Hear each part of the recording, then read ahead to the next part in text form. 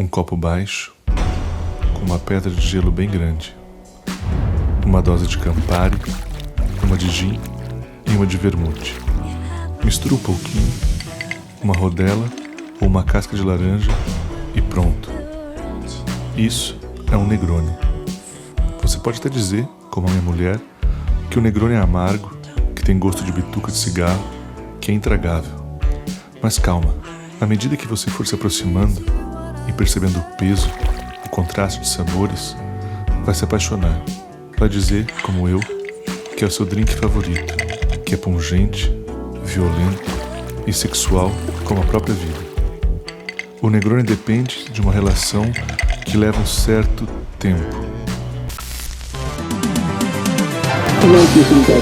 Затем в 21 час 50 минут, хотя уже и октябрь, но по мнению специалистов, отмечалась та позитивная роль, которую играет в этом афганское руководство, президент Наджибуллах. В следующую среду оно, по всей вероятности, достигнет такого накала, какого не знала современная история страны. Por exemplo, se uma pessoa lhe diz, eu te amo, que mal pode haver nessa fala? O amor é algo lindo, alguém que te ame, alguém que para amar, é a busca do ser humano desde que você tem notícia. Quem poderia dizer que há algo de mal ou de ruim ou de pernicioso numa declaração de amor? Agora, se essa mesma pessoa começa a te ligar de hora em hora, dizendo eu te amo, manda áudio no WhatsApp o dia inteiro, mensagem no Instagram, aparece na porta da sua casa, escreve eu te amo no vidro do seu carro com batom, hora após hora, dia após dia, semana após semana, o tempo inteiro, mesmo você dizendo que não tem interesse nesse amor. Rapidamente você vai perceber que a questão que está em jogo aqui não é o amor em si, mas provavelmente algum tipo de doença, uma perseguição, uma paranoia. E a melhor coisa que você pode fazer nesse momento é justamente avisar a polícia, pedindo proteção contra um maluco que não te deixa em paz, pois inclusive essa fixação pode facilmente se converter em um crime quando você estiver chegando de madrugada em casa, depois de beber com as amigas em um bar. Você percebe que por mais que a frase eu te amo não carregue nela mesma uma carga negativa, o que menos importa aqui é o que se fala, mas sim como se fala, ou por que se fala, que o significado não reside no universo simbólico, na construção de uma frase, de uma imagem, de uma forma, de um som, mas sim na sua aplicação, na materialidade do seu uso. Eu te amo pode ser ao mesmo tempo uma declaração de afeto ou de morte, vai depender de diversos outros fatores além da frase em si. E talvez você diga que amor é, por exemplo, o que sente uma mãe por um filho. Mas onde é que está o amor na relação da mãe com o filho? O amor está nas ações ou está no sentimento? Quer dizer, o amor está no ato de uma mãe acordar no meio da madrugada e passar a madrugada acordada com a criança no colo, dando colo para que ela se sinta protegida, mesmo que na cabeça dela, nos sentimentos dela, ela esteja odiando aquilo, que ela esteja até de certa forma arrependida de ter tido um filho? Ou o amor está no sentimento da mãe, que é aquele apego que ela tem pelo filho, aquele desejo de cuidado, mesmo que não se converta em atos?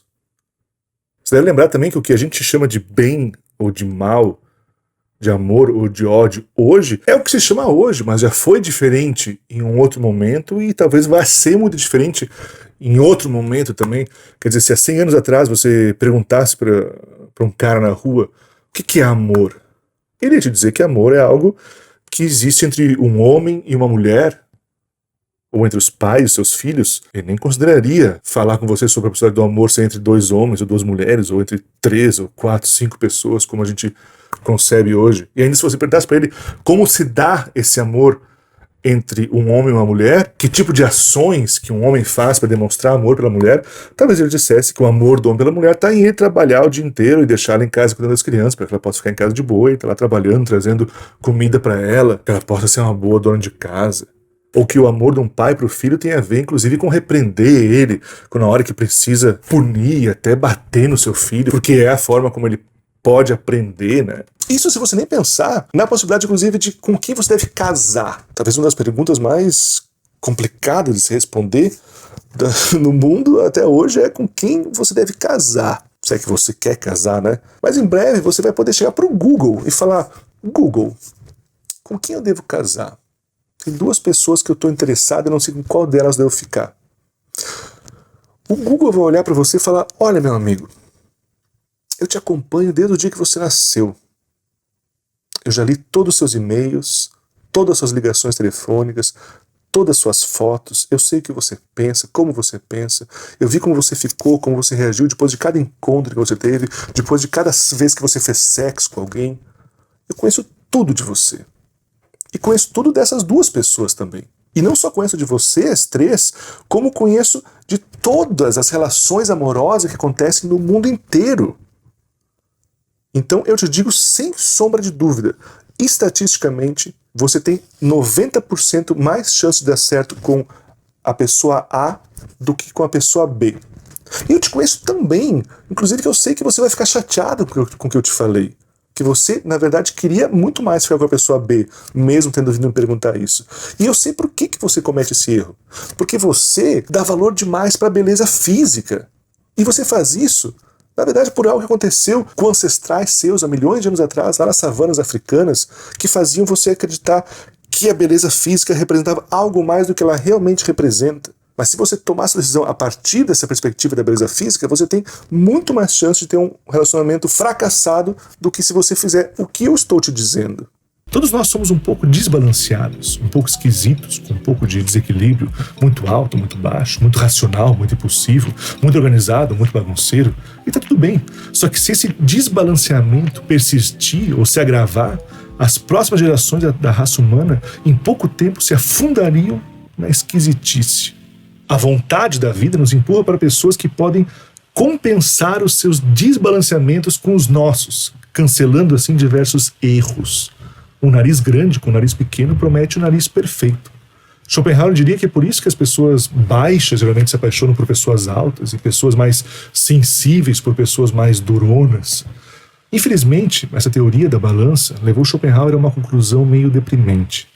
Que a pessoa mais adequada a ter uma criança balanceada com você quase nunca é a pessoa que você mesmo considera ser adequada para você mesmo, já que somos vendados pela vontade a percebermos a pessoa certa para nós.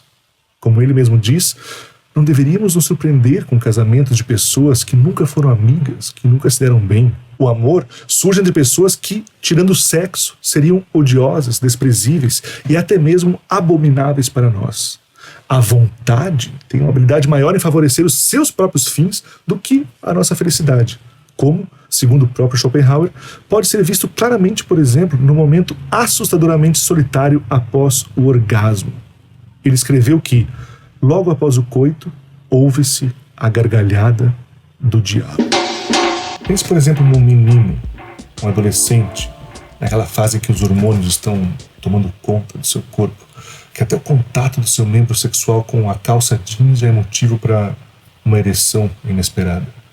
O corpo pulsa com um desejo que nunca fazia nem ideia do que se tratava.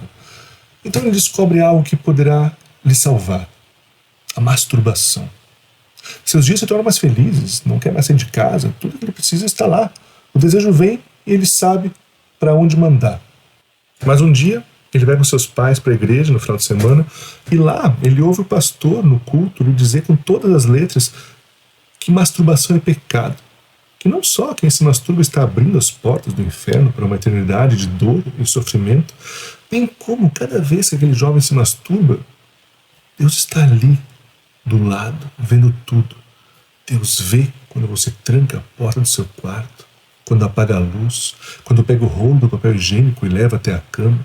Deus vê quando você entra naquele site, quando passa 10 minutos escolhendo o vídeo perfeito para honrar esse momento mágico. Uma vergonha, um absurdo, um pecado, testemunhado pelo próprio Deus. Cada repetição de um movimento é testemunhada e anotada no seu livro da vida, que definirá a sua eternidade. E acho que já sabemos qual será o seu caminho: o inferno, o lar dos onanistas. Culpa, culpa e culpa, julgamento, julgamento, julgamento, condenação, condenação e condenação. Para Spinoza, Deus também está no banheiro junto com aquele adolescente no momento da masturbação. Mas diferente do Deus cristão, ele não está lá do lado de fora julgando. O Deus de Spinoza é a própria masturbação.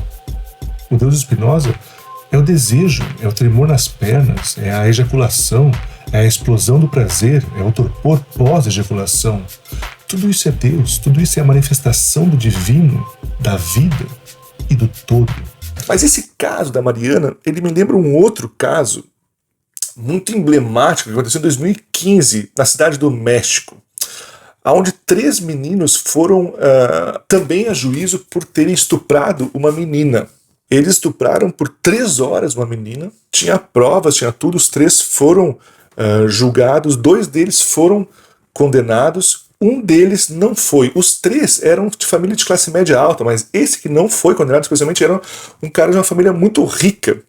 E o motivo pelo qual ele foi absolvido é que o juiz disse que, apesar de ele ter estuprado a menina, ele não gostou de estuprar a menina. Que ele não teve prazer naquele ato. Em grande parte, por ele não ter gozado ao estuprar a menina. E por mais estranho que pareça, esse caso fala muito sobre essa perspectiva, não só das relações que envolvem estupro, mas da relação da sociedade com o corpo e com a própria vida. No caso específico desse menino, o que estava em jogo aqui não era a materialidade do fato de ele ter violado alguém, mas o prazer. O prazer parece ser o grande vilão da história. Ou seja, se você tem prazer, você é mau. Se você não tem prazer, tá tudo bem. Ninguém vai te acusar, afinal você está só, de uma certa forma, respeitando o seu próprio corpo, as suas pulsões naturais, como um animal, né? Isso tem muito a ver com o que se fala sobre a própria Mariana, e como se fala muito sobre as mulheres em caso de estupro, quando fala, mas ela estava usando uma roupinha muito curta, ela estava mostrando. Quer dizer, a mulher não pode gostar de mostrar o próprio corpo, de gostar do seu próprio corpo, de ter prazer em ver o seu corpo exposto, porque se ela está tendo esse prazer, ela naturalmente é culpada. A gente vive numa sociedade onde o gozo e o prazer são vistos como algo mais nocivo do que os fatos em si. É óbvio que isso vem de uma perspectiva judaico-cristã, a ideia da culpa, de que vida boa é uma vida de sofrimento, uma vida de dor, de amargura. Mas que tipo de consequência esse tipo de crença tem na sua vida ou na vida de uma sociedade? Primeiro que sofrer, ser um derrotado, ser explorado, ser marginalizado não é tão ruim assim, né? Já que lá na frente vem a recompensa. Sua família foi morta pela polícia numa chacina, você precisa ter 3 empregos para minimamente sustentar a sua família, você tem pós-doutorado e agora dirige um Uber porque não tem emprego, seu povo foi escravizado durante séculos e agora te jogaram em uma favela. Tá tudo bem, gente, não é tão mal assim, para de reclamar. Aqui a gente sofre mesmo, mas lá pra frente vai se dar bem. Inclusive, você que sofre pra caralho, você tem o perfil ideal do paraíso, pra entrar pela porta da frente, com tapete vermelho e tudo. No céu você vai ser o cara. Pense nos massacres em escolas americanas, fenômeno aliás que o imperialismo agora exporta também para o Brasil. Não é estranho casos de crianças que entram armadas na escola para matar colegas e professores, e nas notícias dirão que era um menino muito comportado, muito educado, muito na dele. Mas é óbvio que era. Quanto mais desejo reprimido, não canalizado, mais ódio, e se não sai aos poucos, em algum momento ele aparece e pode vir tudo de uma vez. Arrisco a dizer que quanto mais comportado o indivíduo, quanto mais um cidadão de bem e socialmente exemplar, mais perigoso ele pode ser, quanto mais moralista, quanto mais castrador da própria felicidade e do outro, mais violentamente imprevisível ele será. É uma questão de matemática simples. Digamos que João seja apaixonado por Maria. Os dois são casados, vivem há anos, têm uma vida muito feliz. Até que um dia João acaba mexendo no celular de Maria. E olha no WhatsApp dela e vê umas mensagens trocadas e descobre que Maria não tem apenas um, mas tem vários amantes. Algo como que um para cada dia da semana. E que com esses amantes ela troca mensagens e parece ter uma vida sexual com eles de uma forma que nunca teve com ele. Quase como se fosse outra pessoa.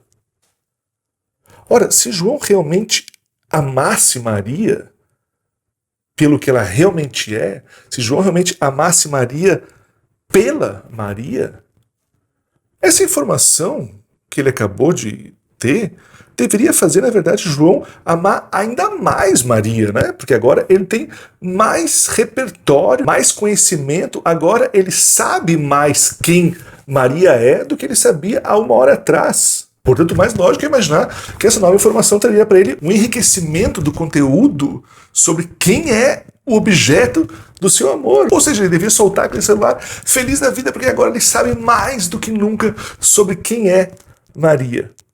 Mas não é isso que acontece. João fica triste. João chora. O mundo de João desaba. João quer morrer. João quer se matar. Ou pior, João quer matar Maria. João quer matar Maria e depois se matar. Essa nova informação não trouxe mais alegria para João. Ela trouxe, na verdade, o inferno. E se um dia ou uma noite um demônio surgisse em tua mais solitária solidão e te dissesse: esta vida, assim como tu vives agora e como a viveste, terás de vivê-la ainda uma vez e ainda inúmeras vezes, e não haverá nela nada de novo. Cada dor e cada prazer e cada pensamento e suspiro, e tudo o que há de pequeno e de grande em tua vida há de retornar, e tudo na mesma ordem e sequência. E do mesmo modo, esta aranha e este luar entre as árvores, e do mesmo modo, este instante e eu próprio. A eterna ampulheta da existência será sempre virada outra vez, e tu com ela, poeirinha da poeira. Não te lançarias ao chão e rangerias os dentes e amaldiçoarias o demônio que te falasses assim? Ou viveste alguma vez um instante descomunal em que lhe responderias: tu és um Deus e nunca ouvi nada mais divino? Se esse pensamento adquirisse poder sobre ti, assim como tu és, ele te transformaria e talvez te triturasse. A pergunta diante de tudo e de cada coisa: quero isto ainda uma vez e inúmeras vezes, pesaria como o mais pesado dos pesos sobre o teu agir. Ou, então, como terias de ficar de bem contigo e mesmo com a vida, para não desejar nada mais do que essa última, eterna confirmação e chancela. O eterno retorno de Nietzsche é um dos conceitos mais fascinantes de toda a filosofia. Um modo de julgar a vida pelo presente, avaliar os instantes que valem ou não a pena a partir da simples pergunta: poderia viver esse agora pela eternidade? Se sim, esta é a vida a ser vivida. Sabe aqueles momentos que você gostaria que durassem para sempre? Quando acaba um show, quando você se despede da pessoa que ama, quando acaba uma série, quando seu filho sorri ao te ver? São lapsos de relação com o presente, com o prazer de vivenciar o instante real, incomparavelmente mais valiosos do que ficar lembrando do passado ou imaginando o futuro.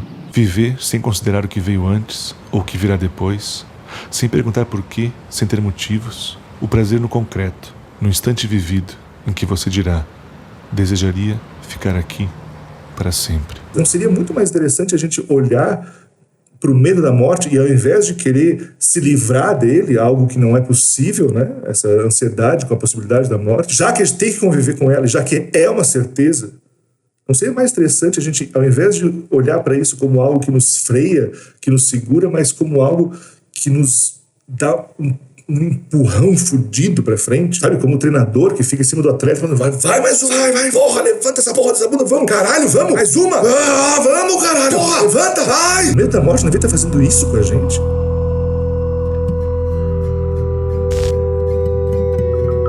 Epicuro afirmava que o medo da morte era uma perda de tempo e baseava-se em uma falsa lógica.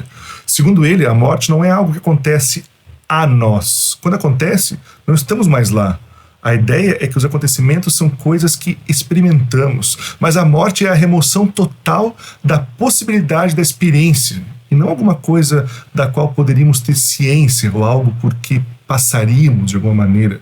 A morte física seria o fim do corpo como somatória de carne e alma, pela desintegração completa dos átomos que o constituem. Dessa forma, os átomos eternos, indestrutíveis, estariam livres para construir outros corpos. Ainda que alguém pudesse cuidadosamente reconstruir o meu corpo, juntando todos os pedaços e depois lhe devolver a vida, não teria nada a ver comigo. O novo corpo vivo não seria eu, apesar de se parecer comigo. Eu não sentiria as dores dele, pois quando o corpo deixa de funcionar, nada pode trazê-lo de volta à vida. A cadeia de identidade teria sido quebrada. Epicuro pensava que uma outra maneira de curar os seus seguidores do medo da morte era mostrando a diferença entre o que sentimos sobre o futuro e o que sentimos sobre o passado. Nós nos importamos com um, mas não com o outro. Pense no passado, antes do seu nascimento. E não é só sobre quando seus pais se conheceram e ainda nem pensavam em ter você. Pense em bilhões de anos para trás, quando existiam os dinossauros, ou mesmo quando não existia nada ainda. No geral, ninguém fica preocupado pelo tempo passado em que não existiu. Nossa, que foda, eu não estava aqui no tempo do Astrodontaurus ou do Fusiosaurus. Então por que nos importamos tanto com toda a eternidade da não existência após a morte? Nosso pensamento é assimétrico. Epicuro considerava isso um erro. Precisamos entender o tempo depois da nossa morte da mesma forma como entendemos o tempo antes do nosso nascimento. Portanto, não seria uma grande preocupação. Epicuro resumiu toda a sua filosofia no seguinte epitáfio: eu não era, fui, não sou mais. Não importa. A gente foi, deitou no chão, levantou a mão. Mateus começou a gritar que só tinha criança. Aí, eles tacaram 2 granadas assim na porta da sala. Que quem estava mais perto da porta era eu e o João. Aí, eles deram muitos tiros nas janelas.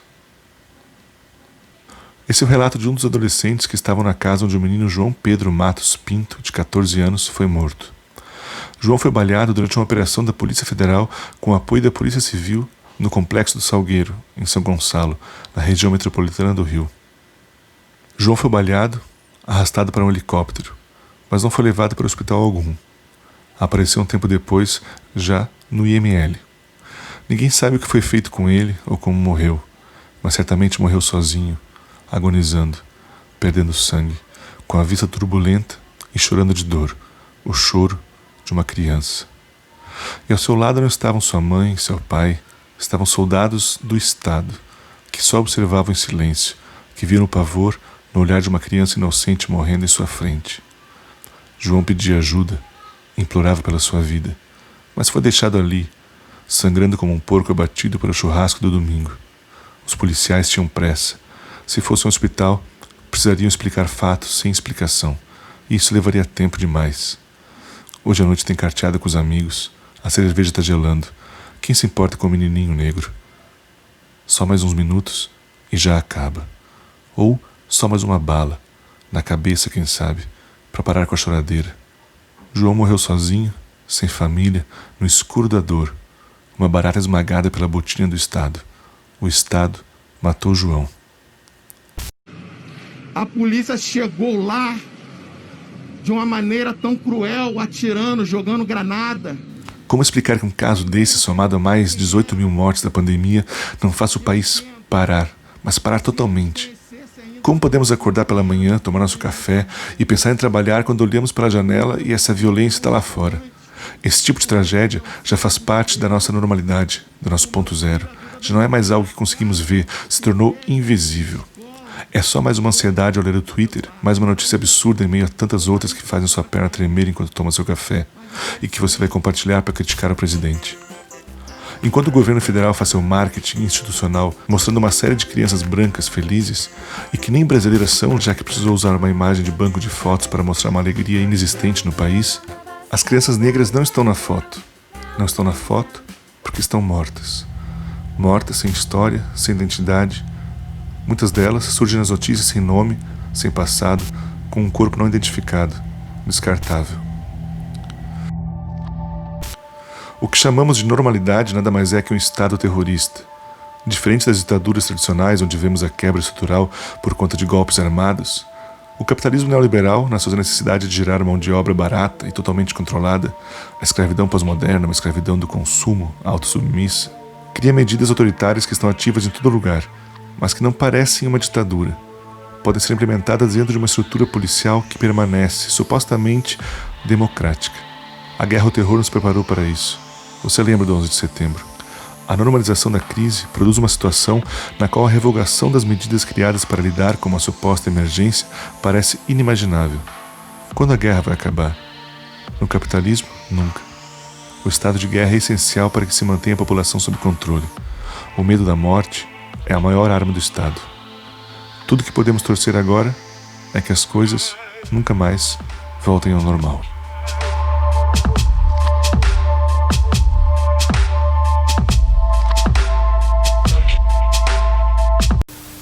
obrigado a você que assistiu esse vídeo, espero ter gostado. Se você gostou, deixe seu like, inscreva-se no canal, deixe seu comentário aí embaixo. Dá uma olhada na nossa linha de camisetas do canal, parceria com a Coroa, vou deixar o link aqui pra você dar uma olhadinha. Se você gosta desse canal, você pode apoiar a gente, ser um apoiador financeiro da nossa campanha de financiamento coletivo pelo Apoia-se. Vou deixar o link também aqui pra você dar uma olhadinha. E se você quiser só fazer uma doação aleatória para esse canal, para nos ajudar também, a gente tem agora uma chave do Pix para você poder fazer uma colaboração pra gente. A chave vai estar escrita certinho aqui na descrição desse vídeo. Dá uma olhadinha ali, se você gostou, deixa ali a sua moedinha, vou passar um chapéuzinho pra galera, porque é isso que faz esse canal conseguir se manter acontecendo. Espero que você tenha gostado. Nos vemos no próximo vídeo, mas antes preciso mandar um abraço pros apoiadores desse canal. Então vamos fazer isso agora.